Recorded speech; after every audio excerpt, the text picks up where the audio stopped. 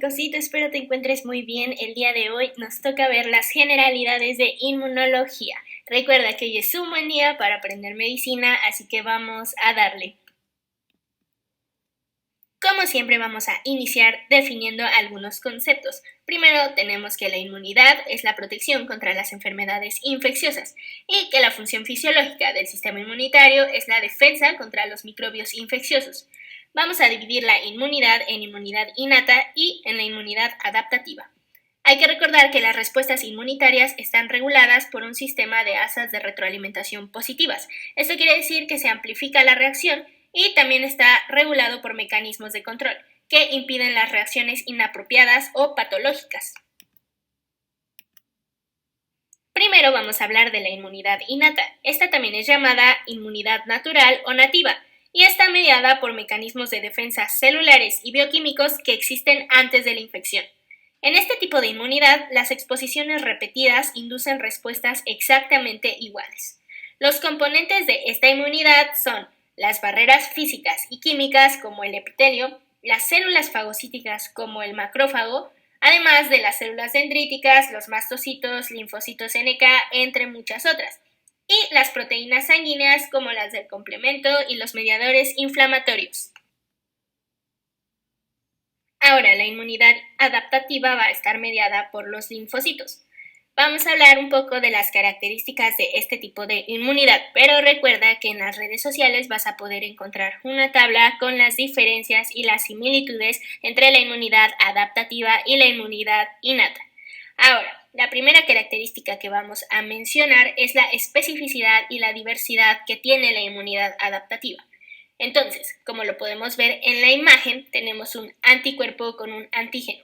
Recordemos que las partes de los antígenos que van a ser reconocidas se llaman epítopos o determinantes. Por lo tanto, en este ejemplo, el anticuerpo ha reconocido el epítopo del antígeno color rosa. Por lo tanto, ya va a ser específico para este tipo de color.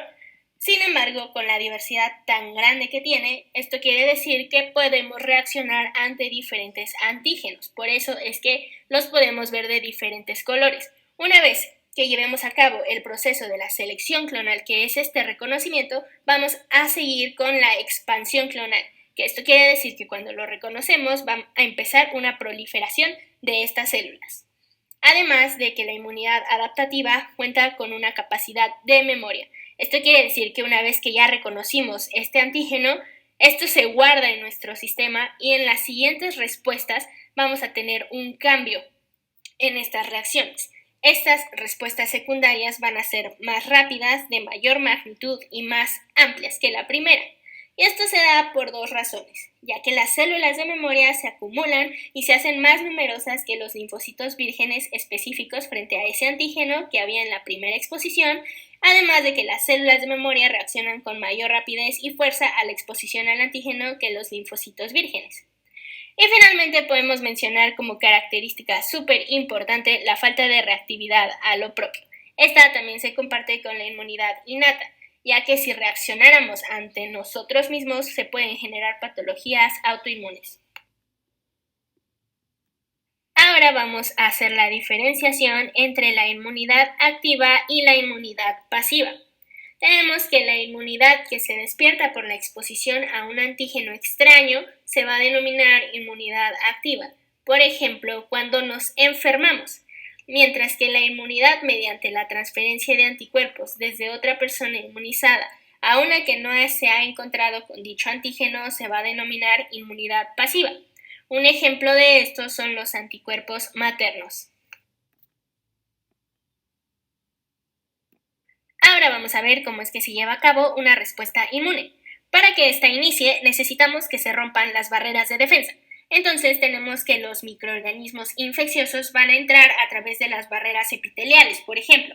Y el inicio de las respuestas adaptativas requiere de la captación de los antígenos y su exposición ante los linfocitos específicos. Esta importante misión la llevan a cabo las células presentadoras de antígeno, que entre ellas las más especializadas son las células dendríticas. Después de esto sigue todo un proceso con los linfocitos, Entonces, el primer linfocito que observamos en nuestra pantalla como todo un buen angelito es aquel linfocito que no ha respondido a ningún antígeno en su vida y por eso le denominamos virgen. La activación de este tipo de linfocitos los lleva a la proliferación y este proceso se denomina expansión clonal. Después de esto sigue la diferenciación de los linfocitos activados en una célula capaz de eliminar al antígeno. Ahora le vamos a denominar células efectoras y las células de memoria. La eliminación de todos los antígenos requiere de la participación de otras células no linfocíticas, como pueden ser los macrófagos o los neutrófilos. Otro de los principales protagonistas en todo este proceso son las citocinas. ¿Qué son las citocinas? Pues tenemos que son un grupo de proteínas secretadas que van a regular y a coordinar actividades tanto de la inmunidad innata como de la inmunidad adaptativa. Dentro de sus funciones podemos mencionar la promoción del crecimiento y la diferenciación de las células inmunitarias, la activación de las funciones efectoras de los linfocitos y los fagocitos y la estimulación del movimiento dirigido de las células inmunitarias desde la sangre hacia los tejidos y su interior. Uno de los subgrupos de este tipo de proteínas son las quimiosinas, que van a ser las que van a regular la migración y el movimiento. Ahora bien, la inmunidad humoral es el principal mecanismo de defensa contra los microbios extracelulares y sus toxinas. En este tipo de inmunidad se cuenta con los anticuerpos producidos por los linfocitos B.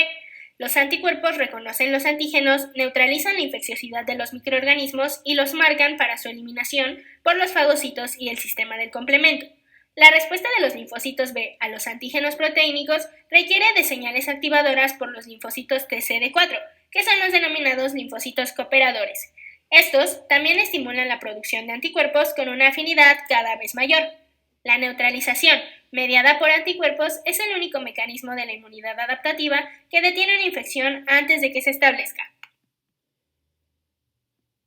Hablando un poco sobre los anticuerpos, sabemos que existen diferentes clases. La inmunoglobulina G es la que se va a encargar de cubrir a los microbios y de marcarlos para la fagocitosis. Además, la IgG y la IgM activan el sistema del complemento, y los productos del complemento promueven la fagocitosis y la destrucción de los microbios. Finalmente vamos a hablar un poco de la IgA, la cual neutraliza los microbios en las superficies mucosas, como por ejemplo en el aparato respiratorio y en el sistema digestivo. Finalmente, sabemos que la inmunidad celular fomenta la destrucción de los microorganismos residentes en los fagocitos o la eliminación de las células infectadas para suprimir los reservorios de la infección.